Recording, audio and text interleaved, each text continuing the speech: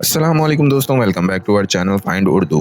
Project project का मतलब है मंसूबा, काम या तज्जिया।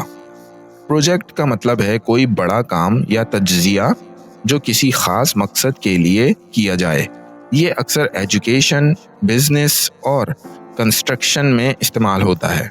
एक स्टूडेंट के लिए प्रोजेक्ट एक रिसर्च या एक्सपेरिमेंट हो सकता है, जबकि एक कंपनी के लिए प्रोजेक्ट एक नए बिजनेस प्लान या नए सॉफ्टवेयर का नाम हो सकता है। She worked hard on her science project. उसने अपने साइंस प्रोजेक्ट पर मेहनत की। तो दोस्तों, प्रोजेक्ट का मतलब है कोई बड़ा काम जो किसी खास मकसद के लिए किया जाए, जो एजुकेशन, बिजनेस और टेक्नोलॉजी में इस्तेमाल होता है।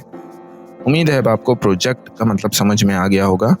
मिलते हैं नेक्स्ट वीडियो में। शुक्रिया।